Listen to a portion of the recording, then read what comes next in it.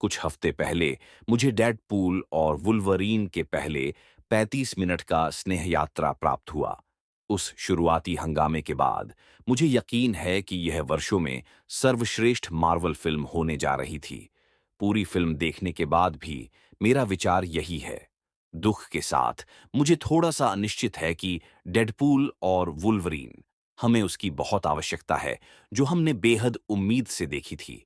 यह कहना नहीं कि यह एक खराब फिल्म है, बिल्कुल भी नहीं। वास्तव में डेडपूल और वुल्वरीन एक बहुत अच्छी डेडपूल फिल्म है। स्पष्ट है कि इसमें शामिल लोग किरदार से परिचित हैं और रायन रेनोल्ड्स अभी भी उसे बहुत ही अच्छी तरह से अभिनय करते हैं। यह विद्रोही, हिंसात्मक और अश्लील है और संभवतः मेरे किसी भी मार्वल परियोजना को देखते समय जितना मजा आया है, लोकी सीजन 2 के अंत या वेयरवुल्फ बाय नाइट के अलावा। लेकिन इसमें कुछ मुद्दे भी हैं। इसके रिलीज से पहले हमने पहले से ही समीक्षाएं देखीं और पाया कि डेडपूल और वुल्वरीन की रॉटन टोमेटोज स्कोर उतना अच्छा नहीं था।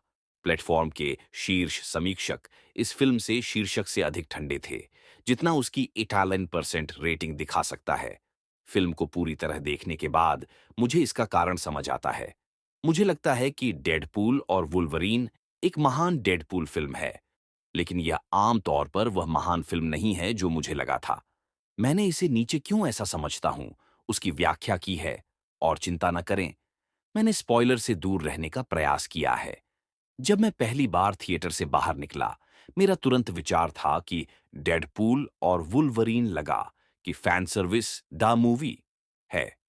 अगर आपने 7 सालों से बेहद बेताबी से इंतजार किया है कि रायन रेनोल्ड्स को फिर से मर्स विद द माउथ के रूप में देखें, हर दूसरे सेकंड पर अश्लील टिप्पणियां और गंदी बातें उगलने और उसके हथियारों के संग दुश्मनों को उगलने, तो आप यहां पूरी तरह से सेवित हो जाएंगे।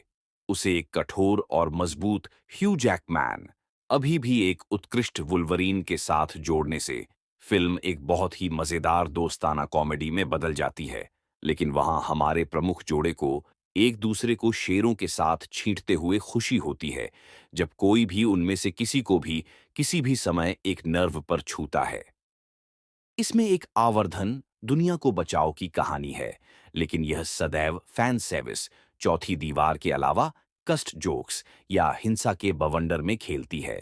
इस कारण हमें बहुत सारे तत्व मिलते हैं, एक अप्रयुक्त खलनायक और संभावनाएं जो ऊंची महसूस नहीं होती, भले ही उन्हें ऐसा लगना चाहिए। इसके अलावा, क्योंकि मुख्य परिणाम इसलिए बनता है कि पता लगाना कि संजोग में क्या आश्चर्य है। मुझे नहीं लगता कि मैं डेडपूल और वुल्वरीन को उसी तरह से फिर से देखना चाहूंगा, जिस तरह से मैंने कुछ अन्य मेरे मार्वल पसंदीदा कई बार देखा है।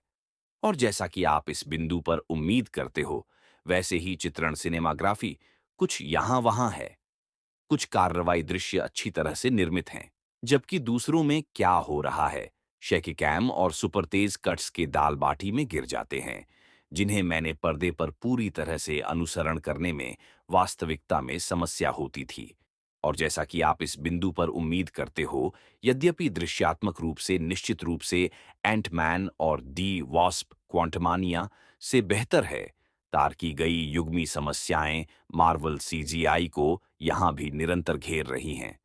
डेडपूल और वुल्वरीन देखने में बुरा नहीं है, मैंने अपनी शिकायतें दी हैं, लेकिन यदि मैं कहूं कि मुझे संवारना नहीं आया, तो मैं झूठ बोल रहा हूं। मुझे पूरी यकीन है कि बहुत सारे लोग इसके साथ बहुत मजे से वक्त बिताए।